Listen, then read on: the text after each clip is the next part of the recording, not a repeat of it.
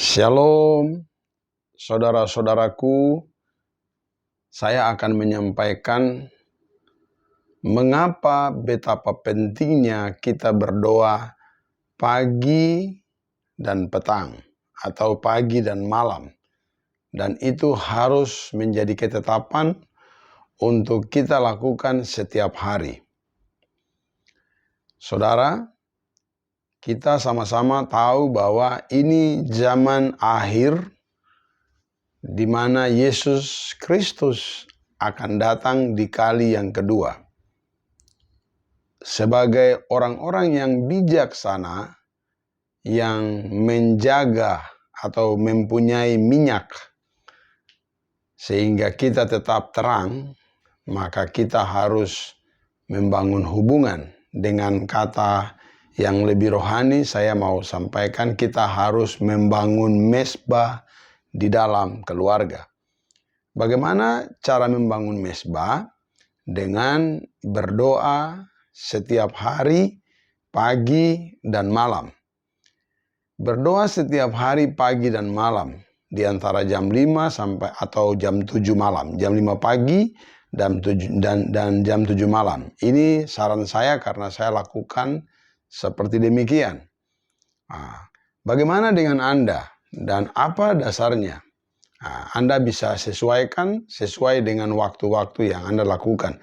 Tapi yang terpenting adalah Anda harus membangun mesbah di dalam rumah tangga. Sebab dengan demikian Anda sedang menyiapkan minyak supaya lampu Anda tetap menyala dan minyak Anda tidak habis ketika mempelai, ketika Kristus Yesus akan datang. Belajar dari Israel, mereka mempersembahkan korban pagi dan malam. Kenapa melalui Israel? Kenapa kita harus belajar kepada Israel? Karena kita tahu bersama bahwa Israel adalah umat pilihan Allah yang dipilih oleh Allah Bapa di surga sendiri. Dan kedatangan Yesus Kristus pertama kali itu, dia datang melalui Israel. Dan dari sanalah barulah Injil Kerajaan Allah disebarkan, diberitakan kemana-mana. Bilangan pasal 28 ayat 1 berkata begini. Tuhan berfirman kepada Musa, perintahkanlah kepada orang Israel dan katakanlah kepada mereka. Apa yang Tuhan mau katakan kepada umat pilihannya? Ini yang Tuhan mau katakan. Dengan setia dan pada waktu yang ditetapkan haruslah kamu mempersembahkan persembahan kepadaku sebagai santapanku berupa kurban oleh api yang aromanya menyenangkan bagi Tuhan. Bagiku, bagi Tuhan ya. Apa yang menyenangkan hati Tuhan? Bau yang seperti apa? Kita lihat ayat selanjutnya. Ayat 3 berkata, katakanlah kepada mereka, inilah kurban oleh api yang harus kamu persembahkan kepada Tuhan. 2 anak domba jantan berumur setahun yang tak bercela sebagai kurban bakaran yang tetap setiap hari. Domba yang satu harus kau olah pada waktu pagi, domba yang lain haruslah kau olah pada waktu senja. Artinya sore, olah.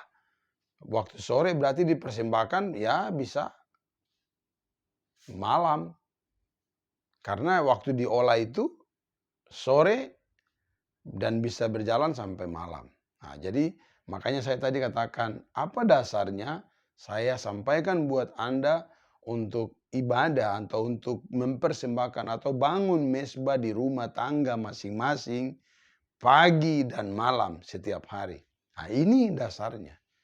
Dasarnya ini, Tuhan menyuruh orang Israel mempersembahkan korban pagi dan malam. Apakah kita harus sama dengan orang Israel? Apakah kita harus cari domba? Apakah kita harus cari korban-korban yang lain untuk dipersembahkan pagi dan malam?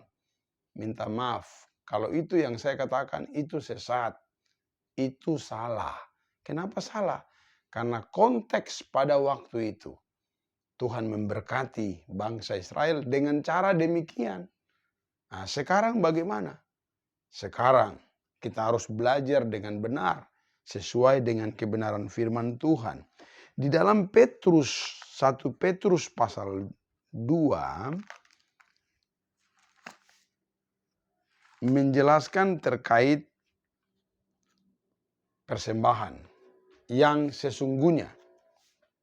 Nah, saudara, di dalam 1 Petrus pasal 2 ayat 5 firman Tuhan berkata begini. Biarlah kamu juga dipergunakan sebagai batu hidup untuk pembangunan suatu rumah rohani, menjadi imamat kudus untuk mempersembahkan persembahan rohani yang karena Yesus Kristus berkenan kepada Allah. Saya terangkan dari belakang. Kita berkenan kepada Allah karena siapa? Karena Yesus Kristus. Pertanyaannya begini, kenapa Yesus Kristus sehingga kita berkenan kepada Allah? Itu harus dijawab, saudara. Tapi firman Tuhan berkata dari belakang tadi, berkenan kepada Allah. Untuk supaya kita berkenan kepada Allah,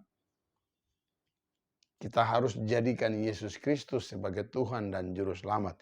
Kenapa Yesus Kristus yang berkenan kepada Allah? Kita lihat ayat 24. Firman Tuhan berkata begini. Ia sendiri telah memikul dosa kita di dalam tubuhnya di kayu salib. Oh, rupanya Yesus adalah kurban yang sejati.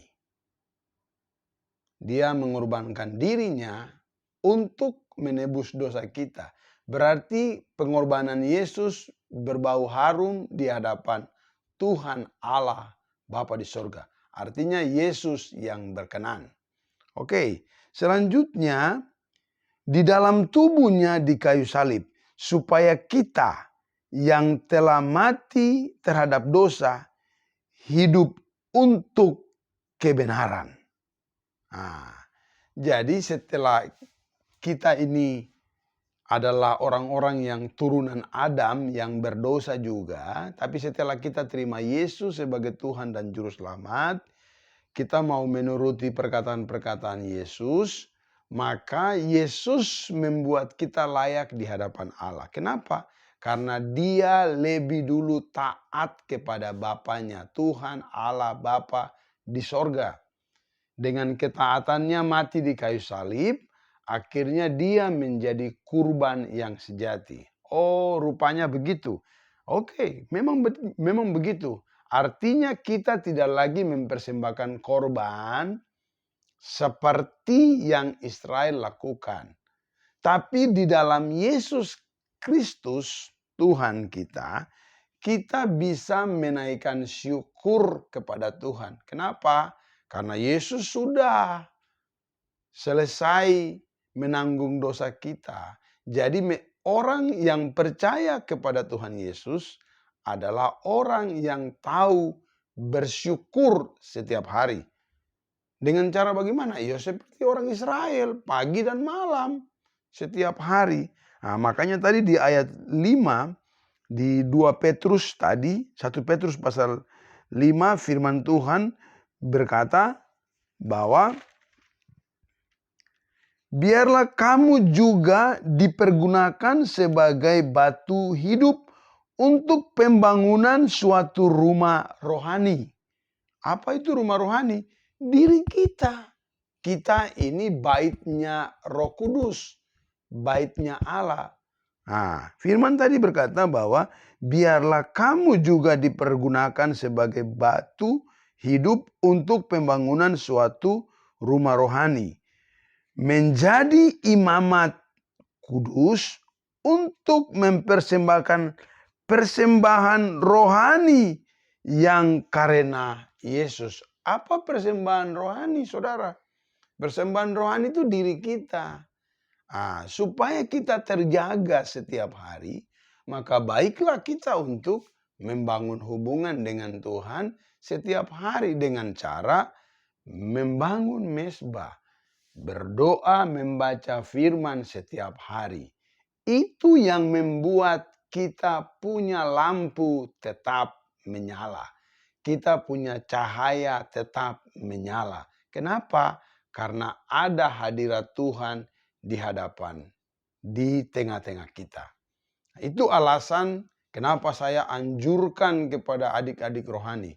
Kenapa saya sampaikan ini buat setiap orang yang saya muridkan.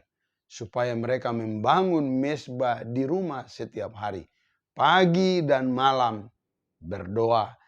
Imam, seorang bapak dan istrinya memimpin anak-anaknya untuk berdoa setiap hari.